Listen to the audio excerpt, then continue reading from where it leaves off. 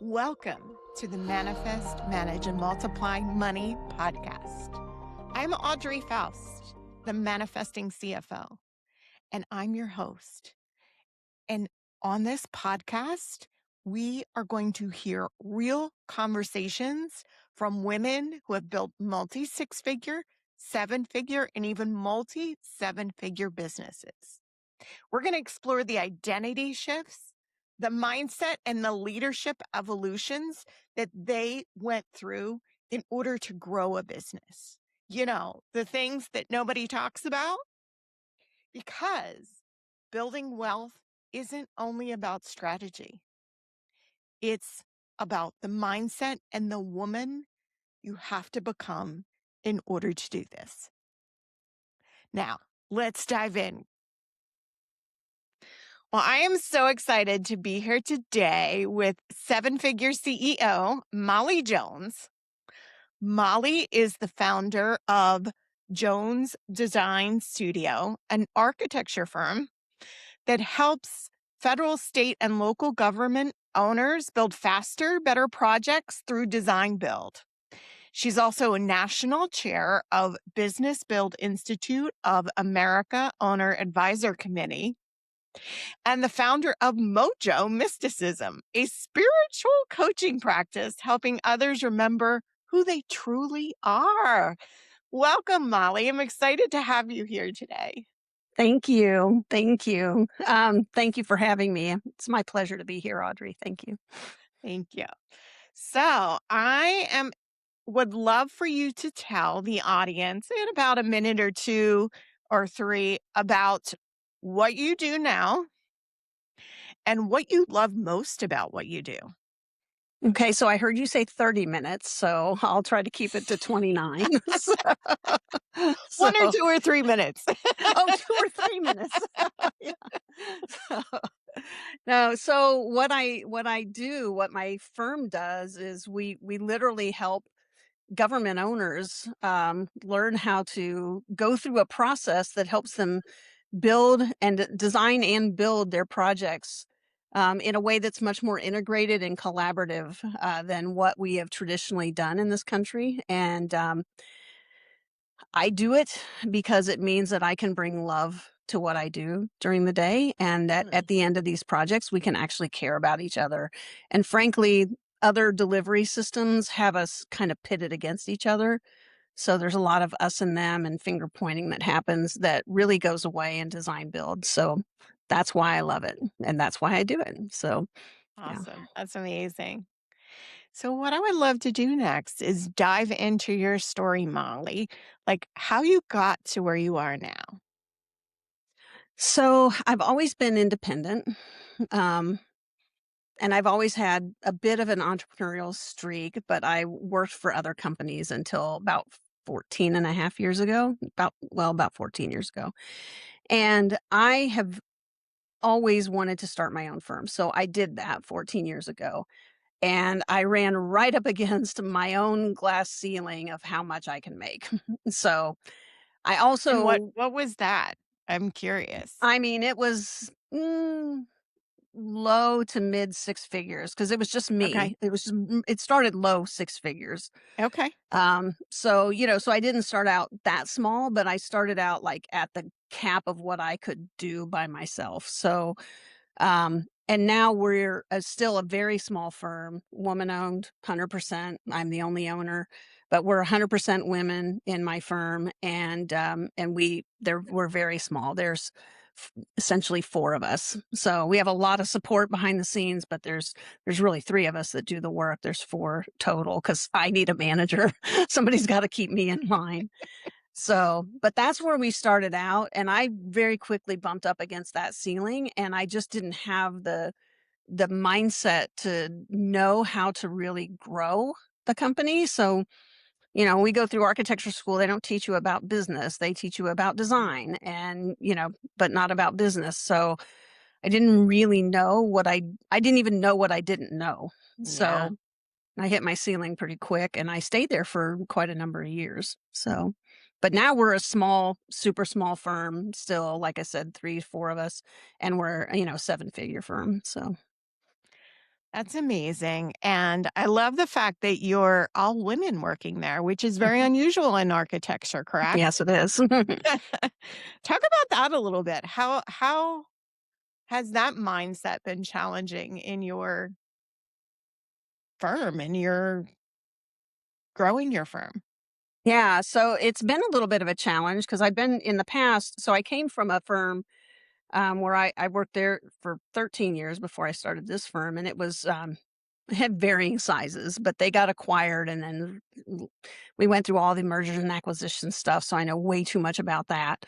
But we were about 47,000 people at the peak. In the firm that I worked in, and you get that many people, and there were a number of women that worked there too. And most of the time we got along, but sometimes there was a lot of competition that would come in, that you just kind of have to deal with. And so I knew when I started this company, I wanted to create opportunities for women and people who are disadvantaged. And I wanted to, and I knew that in doing that, it meant that I was going to have to put the kibosh on any of that nonsense that can come in when we start to compete with each other. And so it started with me. I had to come in with the mindset that I don't have competition and I don't see competition in my world at all. Mm. I just don't. I just do my thing and my firm does our thing, and everything that we need comes. So, and I think That's that set the beautiful. stage for like, just like we don't compete with each other. So we pull together and compete as, we do the best we can as a group. We don't even compete as a group. So I love the fact that you took competition out of there. That's yeah, it's just nonsense. really Yeah. amazing because it is nonsense, right? Because, like, we're not competing against each other. A lot of times, like, you'll hear that, "Oh, we're competing against men or we're competing against this." But what if we're just all in this space together, Yeah. Doing what we love. right? Right. Mhm. And the right people come to us, right? Always. Hmm. I love that. So I know there's a story I want you to share with my audience. It's such a funny story because Molly and I are connected inside of a mastermind. Mhm. And this also tells a story of how you became, was it the chair of the Design Build Institute? I chair one of their national committees, yes. Okay. Yeah. So can you share that story? Yes, I will share that story. This will take more than 3 minutes, though, I bet. So Absolutely. It's a funny story. yeah, so I think it was 6 or 7 years ago now. I was going, so the Design Build Institute of America, I mean, you're gonna hear me call it DBIA.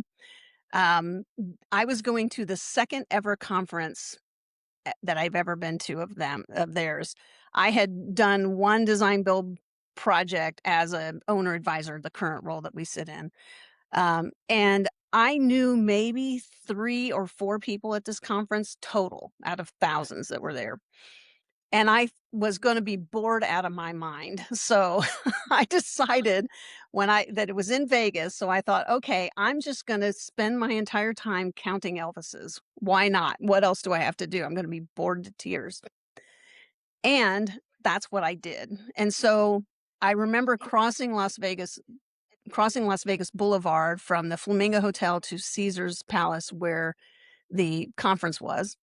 And I'm just bebopping along, doing my thing, counting Elvises, and I hear this voice almost from on high say, "You're gonna be a fixture around here before you know it." And I poo-pooed it. I was like, "What the hell is this? This is some, BS." And I was like, "Nah, whatever." I remember just going, like swiping my hand away and saying, "Whatever," and I keep walking. And I forgot about it. And it wasn't until about 4 years after that, maybe 2 or 3 years ago, when I remembered that voice saying, "You're gonna be a fixture around here." And it blew me away because here I was, I didn't even know anybody at the conference, maybe 4 people, and that 4 years later, I'm the first and so far the only chair of the owner advisor committee. So I've been in this role now I'm working on my 6th year in this role. So I chair a national committee. I sit on other committees that they have. I've helped them update the DBIA certification test. I'm an instructor for DBIA for many of their classes, not all of them, but many of them. And I am also the board appointed a special advisory committee in January to help look at potentially ushering in the first of their specialty credentials, which would be for the work that we do, would be for owner advisors. And so I have the honor of kind of shepherding that whole process through. And that was not happening 2 years ago. But when I realized 4 years in that all of that had happened, and it was literally because I was counting Elvises and not paying attention to not efforting my way. I was paying attention to signs and doing the things that came up, right? But I was not efforting my way to become a fixture around DBIA. That was not like what I woke up in the morning and thought, what am I going to do today to become a fixture? Didn't even Wasn't enter even my on mind at your all. vision board. It was not on my vision board. Yeah, it was just this crazy voice in my head, right? So yeah, that's literally how it happened. So I call that my Counting Elvis's story, and that's gonna be in the book that's gonna come out later this year, so Oh, one that's of the exciting. stories. Yeah. That's exciting. When you think back to that earlier version of you, especially the one that you were speaking of that was hitting that ceiling at, 6 figures, multi 6 figures, solopreneur business. When you think back to that version of you, what feels most different from that version to now? Oh, that's a trick question, Audrey, because everything's different. Everything's different. Yeah. Everything's different. There's really not one thing. I guess maybe if I do have to narrow it down to one thing, it's that I don't wrestle my life to the ground anymore. What does that mean? That means I just don't effort my way through things. People constantly tell me, "How do you do everything you do?" And I don't know how I do it because I just do what feels good. So I don't effort my way through anything. That's interesting. That's interesting. And Yeah. and what kind of finally broke you through that ceiling? Desperation. So Okay. I'd tried everything else. I had tried everything else. I like literally like I joined a coaching program that I loved and I am very, very grateful for to this day. But I wasn't doing the inner work. And so I started doing the inner work and I still wasn't getting there because I was still efforting my way to it. It Mm. literally was not until I stopped efforting. I put the wish out there, I put the desire out there, or in my case, I let it just come into my head and I pretty much ignore it after that. I do what's in front of me and the rest just beautifully unfolds. So there's no like secret formula other than that because I did all the other stuff. So you talking about the inner work and you said Hmm. you just did whatever came into your head. Was there Yes. something quietly stopping you from doing that before? Oh, yes, it was my subconscious belief that I didn't deserve it. Mm. Mhm. Yeah, but even and I did a tremendous amount of subconscious work, which really helped. It kinda prepared the ground for the seed to grow in, but I had to plant the seed, which was getting out of my own way, right? So, I clear the subconscious blocks, right? And then when it wasn't happening, it was like, "What am I doing that's in my way?" And I just did the opposite of everything I was doing, so I just stopped efforting. I mean, You did the yeah, very opposite of scientific, isn't everything. it? It reminds me of a Seinfeld episode. Right, probably. It kind of felt like a Seinfeld episode too, to be honest, so, yeah. So, anyway, yeah, like, you just decided you were gonna do it, and you were Nothing else was done shitting working. around, right? Yeah, so it's like, "Okay, let's try this, why not?" Mhm, I love yeah. that. But I Okay. think clearing the subconscious blocks, though, like, none of that it would not have happened had I not done that, Yeah. right? But I still had that subconscious we're gonna call that a subconscious block that was saying, "Your worth is tied to how much you do." Mhm. And it wasn't until I So said, many "No women. more of that. My worth is tied to who I am, not what I do. And How I only much you do the do. things that I enjoy." And then everything fell in place. That's amazing. You know how many women suffer with that, the have to work hard syndrome, I have mean, to we work hear it hard? We hear it from everyone. We hear it from other women who are like, "You have to work 10 times as hard as a man to be seen in Mm. this world," you You know, hear it everywhere. You hear it on social everywhere. media. You hear it on TV. You hear it, you know, Yeah, everywhere. So I everywhere. love that you actually just did the opposite, and that's when it all fell together. I mean, Like, I that's had to amazing. get desperate enough to take the risk to do the opposite too, so there's that side of it, but yeah, that's what I did. Mhm. Fantastic. Yeah.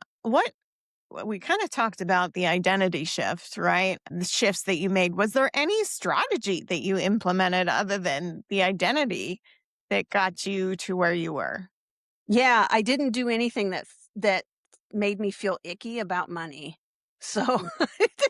this is probably not good as a podcast guest on your podcast, but I didn't look at my accounts because I felt so much anxiety about it that I couldn't even look at them. I found that when I looked at them and engaged every one of those negative voices and every one of those blocks, so I hired somebody else to look at them for me.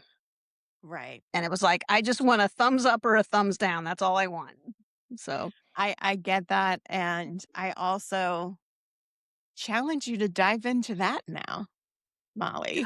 oh, I don't do that anymore. I look at my accounts all the time because I've cleared the Oh, blocks. Yeah, yeah. But that's what I had to do there for a okay. while just to be able to kind of begin to really work through the issues. Yeah.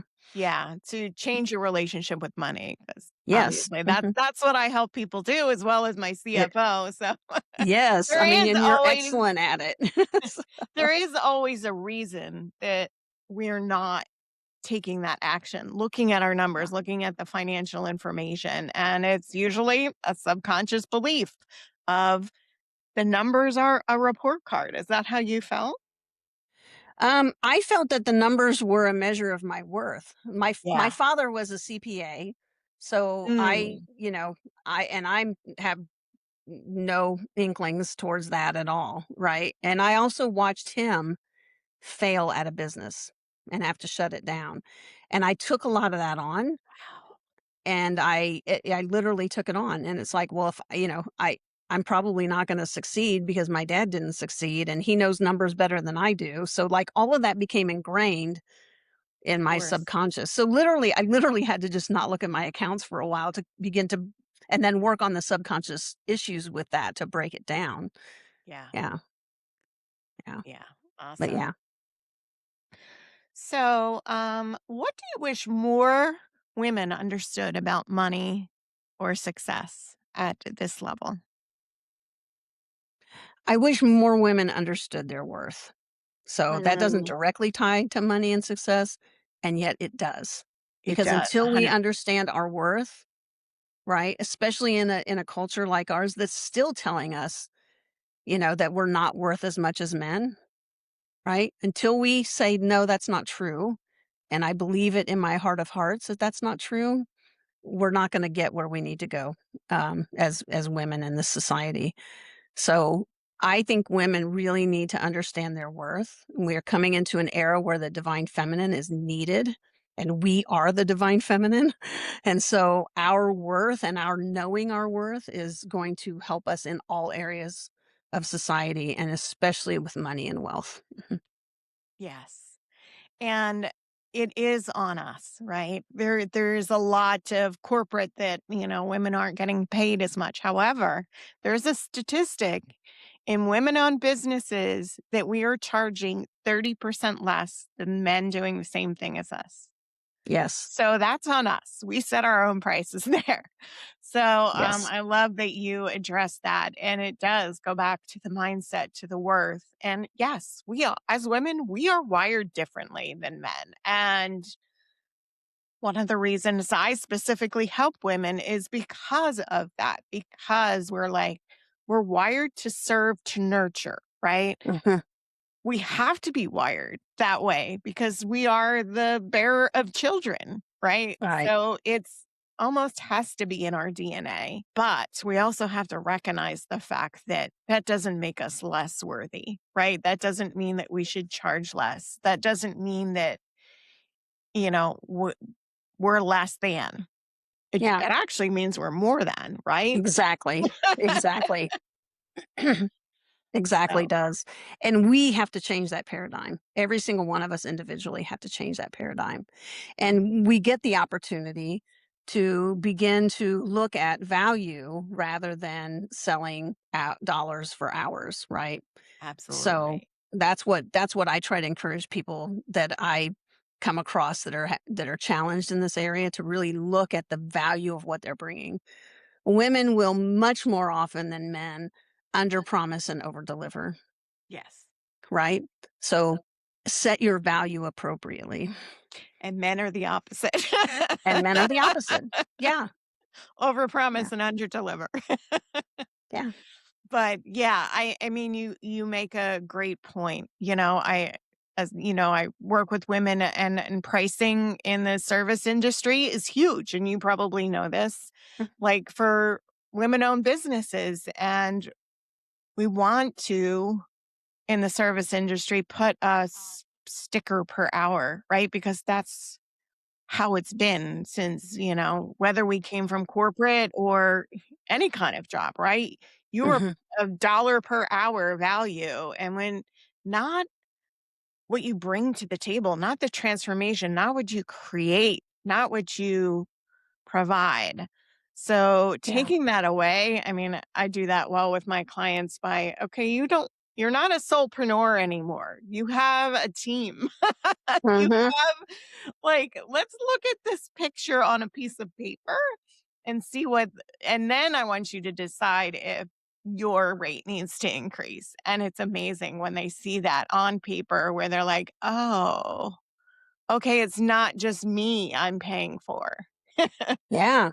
I mean, we all have the same amount of hours in our lifetimes. Well, Mhm. give or take, right? But we have the Yeah, same amount in a week or a month. And so if you're selling dollars for hours, you've automatically capped yourself. That's what I found I was right? doing. It doesn't matter how many people I have in my organization, I'm still capped because Yes, I haven't transitioned to value. right. So until you transition to value, you are absolutely capped at however many hours you can bill per month at whatever rate you can command. And the So only way to increase that is to add more hours, and there's only 24 in a and day. that's it. Yeah. And so we made a decision several years ago that we're no longer doing hourly work. We refuse to do it. Mhm. So I for love that that. reason, because they'll nitpick and get down there. It's like, no, no, no. You clearly don't want value. And so there are many people that will do your work for you. We're not one of them. Yeah. I love that you transitioned out of that because it is a pretty much in your line of work, it's typically how they charge, correct? Hmm. Yeah. Yeah.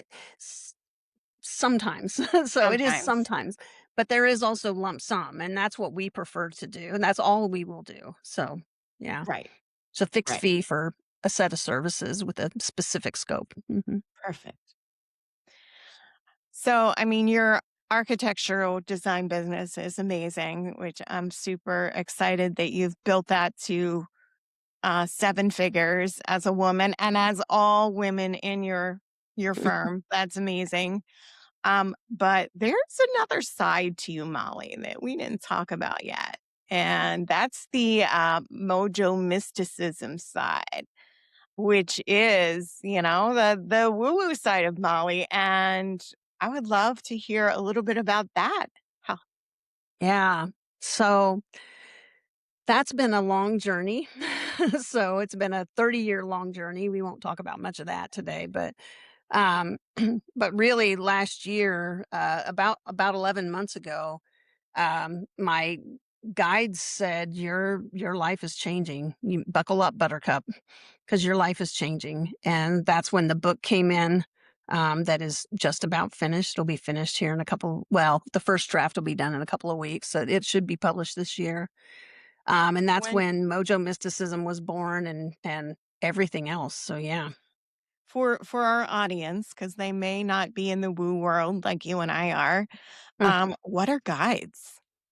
Oh, guides. So yeah, so my guides, I have a main guide, which is my birth guide that literally everyone has one and they're with you all the time. I didn't even know that my guide was there, until probably a couple of years ago. I knew I had guides a couple of years ago, but I didn't know about this specific guide until, probably less than 6 no, probably 8 months ago. This specific guide that has been with me my whole life. But guides are the things that you cannot see. So, we walk around in this three-dimensional world, and most of us think this is all there is, right? But that couldn't be any further from the truth. There is so much more within and beyond the three-dimensional world and beyond what we can see with our eyes, our physical eyes, that when we tap into that, like, it is just this, it's a vast playground for me, and I absolutely love it. So yes, I guess if we're going to use the word woo, I'm pretty much off the charts woo at this point in my life. So yeah. So, I love that about you, Molly, and I love that you brought that into your life. I've known you for a couple of years, and I know this is newer, um, but it's not been new to you, right? So, Mm-mm. when you were counting Elvises, I assume when you heard the voice, that was one of your guides speaking to you. Is That that was correct? my birth guide. Yes, I didn't recognize that voice for what it was, but I knew it wasn't me. So, but at the time I didn't know what it was. I just knew it wasn't me. But yeah, now I know what that voice is. That's my birth guide. Mhm. That's awesome. And I know because, I've been in accounting and finance and CFO hat my entire life. And I've only stepped out publicly into the woo in the last year when I became the manifesting CFO, a little over a year and a half now. And so, how is that for you being in that same type of logical environment, So embracing the woo? yeah, so here's what's interesting because it's changed my perspective about design build and about just design and Ooh. construction in general. And it has in design build, we talk about trust and mutual respect and collaboration across the entire project team, owners, designers, contractors, the whole team. And those are all code words for love. Mm. And so I've begun to talk about love in construction and design. And I'm starting to hear that it's catching on in the hallways at DBIA. So Wow. that it's catching on. I didn't invent it. I'm just one of the people that's crazy enough to call it what it really is, right? And there's a few others out there that are doing it too. But that's what it is. So it's like if we can at the end of the day build a beautiful building that helps people do what they need to do every day and we've infused love into the process and into how we've worked together, that can change the world. It's funny that you say love because I was doing my own little meditation, guided meditation with sound on the beach the other day. I'll tell you about it offline. But what came through for me, Molly, was I struggle with selling sometimes, right? And what came through was a clear message to me that selling is love. It absolutely is love. Yes. Totally agree with your guides. And yes. So I was like, I've never looked at it that way. And, Yeah. I'm talking, you're the first person I even told about this. I'm Spoiler putting it on the alert, there's like podcast. thousands and thousands of people that are gonna hear it now. But um, I'm almost tearing up over it because Yeah. I've, I personally struggled with sales and even selling is serving, which I get that. But when I connected selling to love, to me really wanting the other person's business to succeed, because that's what's truly in my heart. And it always does. I mean, the clients I've worked with have seen 20 to a Yeah. thousand percent like Yeah. profit increase. I'm not talking about sales. I'm talking about bottom line profit increase. And like, that's what lights me up. And I'm like, when I look at it from the lens of love, Like, I almost want to cry again every time I say It's it. okay. I'll cry Like, with you. when I look at it through the lens of love, that selling is love, like, it truly is. And I mean, it's kind of funny, and it just organically came up that you said that your design is love. Like, what if we could tie everything back to love? Like, that's just so amazing, I mean, that's all there is. right? That's all there is. So, yeah. So, and if you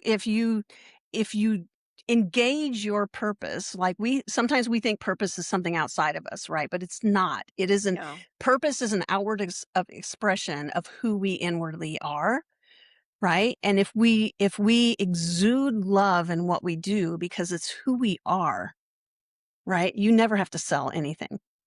I No. never sell. I never sell.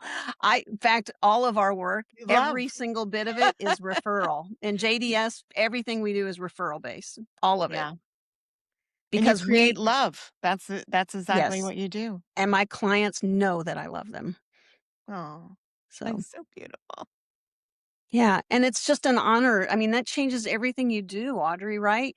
This is what Yeah, you were feeling on the beach. It changes your cells, right? It changes how you approach every single thing you do in your life. 100%. I Yeah. didn't know this is where this conversation was going to go, but it's beautiful. Me either, but here we are. Um, so you have a free gift for our audience, Molly. Can I you do. tell us what that is? I do. So I have a clarity session that I'll be giving away that is an hour and a half with me where we will kind of take a deep dive into what might be blocking you or what's next for you, and we'll pull some oracle cards together because that's always fun, and really dive into what are the fears that are blocking you and how might you be able to rise above them or break through them or ignore them as the case may be. Yeah. That's amazing. And when you're on that session with you, are you like talking to our guides? Like what's Yes. coming through? You're talking to our Yes. guides. Hmm. Okay. Hmm. That's beautiful. Yes. I'm Talking to signing my up, by the guides and your way. guides and everybody else. Send Yeah. me the link. Yeah, absolutely. Yeah, you can go to mollyjones.com and sign up. So Molly-Jones. mollyjones.com. Yeah, And that was my next question. Where molly-jones.com. can people find you?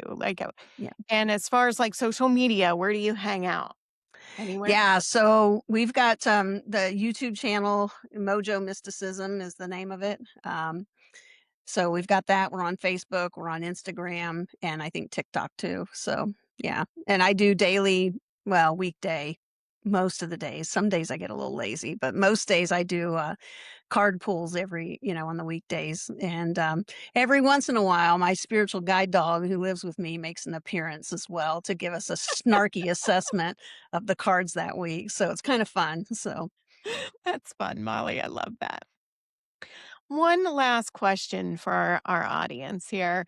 If you could speak to a woman who's standing on the edge of her next level, think back to that woman that was up against that ceiling. What would you want her to know? mm, we've got your back, and the entire universe has your back. Take the leap. You'll be Um, glad you did. Mhm. that's beautiful. Yeah. And Well, we love you. we love Mm. Molly. This has just been a complete amazing Thank experience. you. Thank you Thank so you. much for being on here. And I'm so excited where this conversation ended up going, and I can't wait to release it. Thank you. It's been my privilege, Audrey. Thank you so much for inviting me. Of course. So, Thank you for listening to the Manifest, Manage, and Multiply Money podcast. If this conversation resonated with you, please share it with another woman who's building something meaningful. And if you are enjoying this podcast, I would greatly appreciate it if you left a review. Leaving a review can help more women discover these conversations. And until next time, keep manifesting, managing, and multiplying your money.